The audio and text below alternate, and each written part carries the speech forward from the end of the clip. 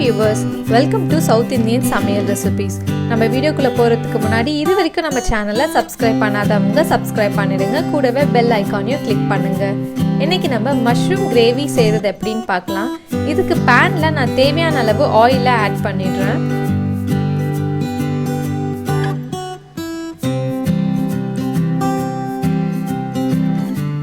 Once oil heat ஆனதுக்கு அப்புறம் 2 ஏலக்காய் 2 பட்டையை ஆட் பண்ணிடுறேன். இது கூட பொடியா நறுக்கி வச்சிருக்க 2 பெரிய வெங்காயத்தையும் ஆட் பண்ணிடலாம். ஆட் பண்ணி வதக்கிடலாம்.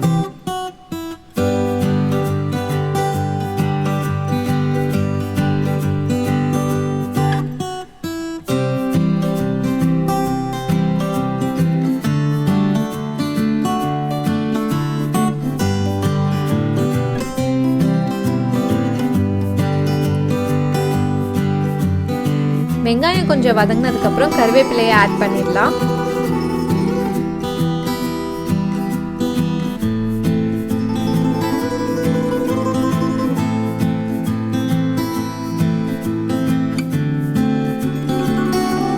வெங்காயம் சீக்கிரமா வதங்கணுன்றதுக்காக நான் கொஞ்சமா உப்பை ஆட் பண்ணிடுறேன். ஆட் பண்ணிட்டு நல்லா வதக்கிடுறேன்.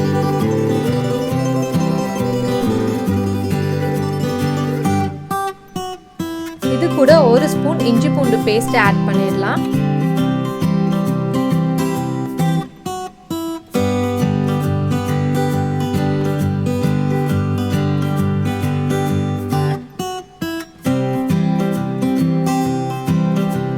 இஞ்சி பூண்டு பேஸ்டோட பச்சை ஸ்மெல் போனதுக்கு அப்புறம் 2 பச்சை மிளகாயை ஆட் பண்ணிடலாம். நான் நீட்டமா கட் பண்ணி வச்சிருக்கேன்.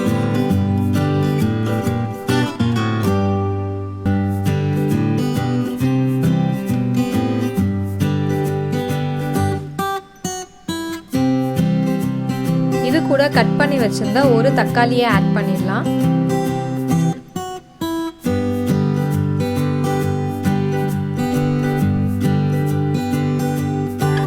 இதெல்லாம் வதங்கினதுக்கு அப்புறம் இது கூட மசாலாவை ஆட் பண்ணிடலாம். நான் 1/2 ஸ்பூன் மஞ்சள் தூள் ஆட் பண்றேன். 1 ஸ்பூன் மிளகாய் தூள் ஆட் பண்ணுறேன். நீங்கள் உங்கள் காரத்துக்கு ஏற்ற மாதிரி போட்டுக்கோங்க. ஏன்னா நம்ம ஆல்ரெடி பச்சை மிளகாவை ஆட் பண்ணியிருக்கோம். இது கூட 1 ஸ்பூன் மல்லித்தூள்,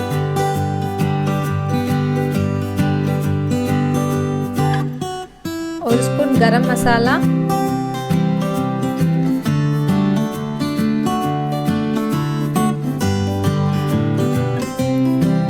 1/2 ஸ்பூன் மிளகுத்தூள், தேவையான அளவு உப்பு ஆட் பண்ணி இதை வதக்கிடலாம்.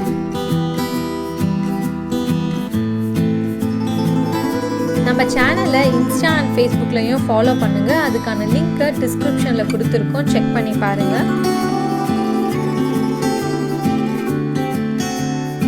இப்போ இது கூட மஷ்ரூம்ஸை ஆட் பண்ணிடலாம். நான் 400 கிராம்ஸ் மஷ்ரூம் எடுத்திருக்கேன். அதை நல்லா வாஷ் பண்ணி இந்த மாதிரி நீட்டமாக கட் பண்ணி வச்சுருக்கேன்.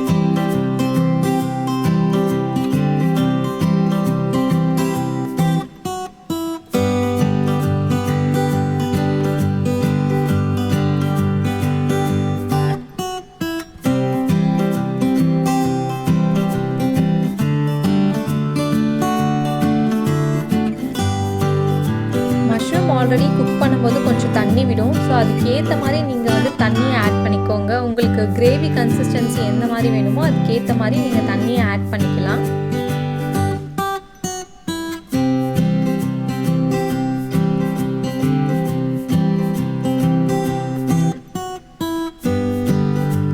ஸோ இப்போ நான் இதை கொஞ்ச நேரம் குக் பண்ண போகிறேன்.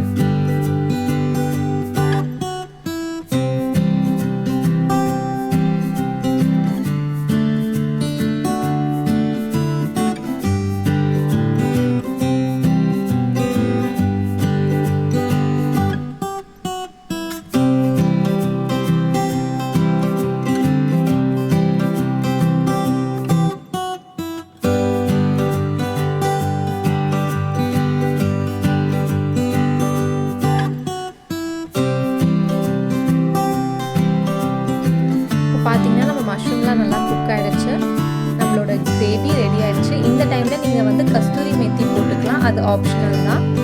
இதை நீங்கள் கண்டிப்பாக வீட்டில் ட்ரை பண்ணி பாருங்கள். பிடிச்சிருந்தா லைக் பண்ணுங்கள், ஷேர் பண்ணுங்கள், கமெண்ட் பண்ணுங்கள், மறக்காமல் சப்ஸ்கிரைப் பண்ணுங்கள். தேங்க்யூ.